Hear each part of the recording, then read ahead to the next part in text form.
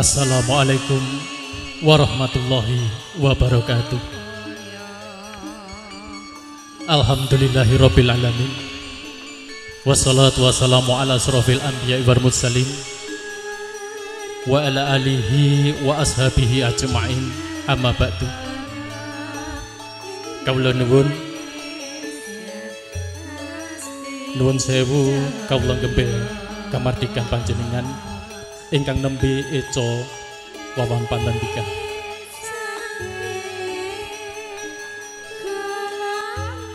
Para sepuh, bini sepuh, aji sepuh ingkang satuhu pono ing pamawas, tuwin lebda ing pitutur,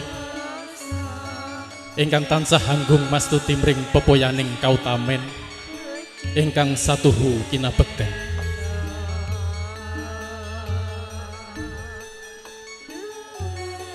Para priagung pangarsaning agami, para priagung pangarsaning negari, ingkang dados pandoming kawula dasih, ingkang pantes tinulado, ingkang sinuba ing pakurmatan.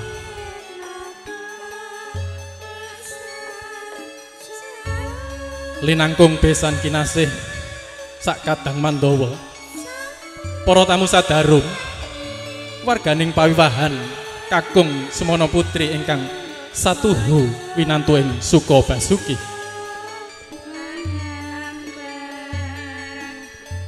Keparena ing mriki kawula ambu kawiwaraning suka wenganing wicara dwaraning kandha. Non injih awit pradapa saking keparingipun Bapa Suradi dalasan Ibu Kamtini kinen hangaturaken rerencening adicara pahargyan unduh temanten wonten ing kalodhangan enjang punika.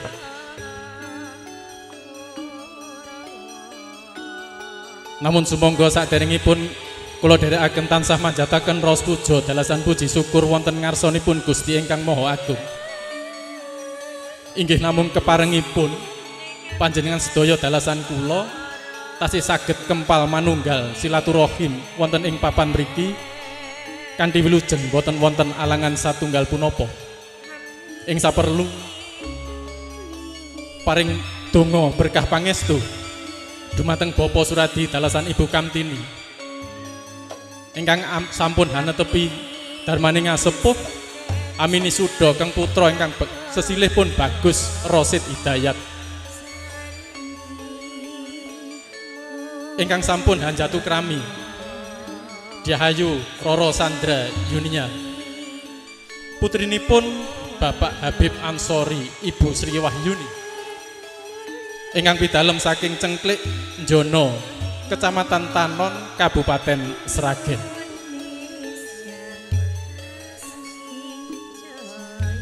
Lumadining tata adicara wonten ing enjang punika adicara ingkang sepindah atur pambuka kalajengaken adicara pasrah panampi wonten atur pasrah badhe kasarela panjenenganipun Bapa Parwadi pinangka sulih sarira saking panjenenganipun Bapa Habib Ansori kalian Ibu Sri Wahyuni. Paripurna adicara pasrah daya-daya katampi dening Bapa Mutadi Jinajaran Bapa Nurrahman kalian Bapa Suryadi.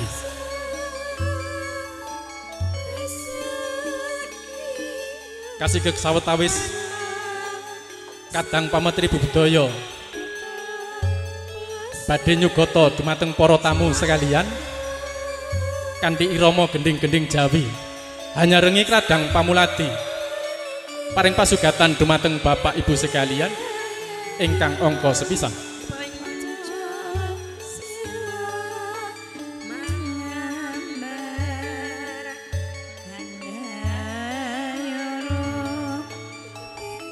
Tumuli kalajengaken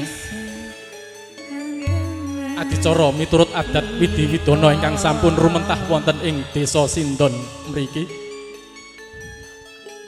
Adicara sungkeman tumplak punjen kalian nyebar udik-udik kalian foto pangeston.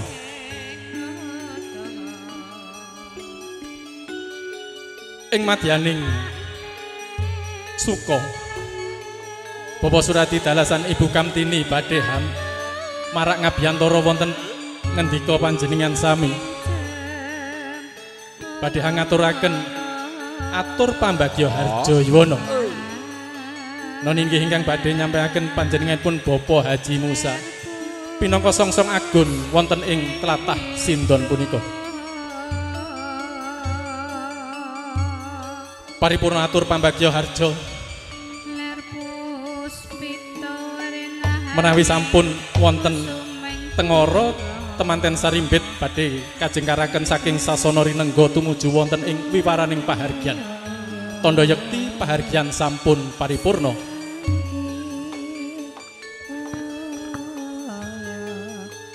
mekaten lumadining tata adicara wonten ing enjang punika sumangga para bapak para ibu para lenggah sedaya sami hanya ngecaken lenggah kanthi mardu mardikaning penggalih hanrantu adicara ing sak candhaipun nuwun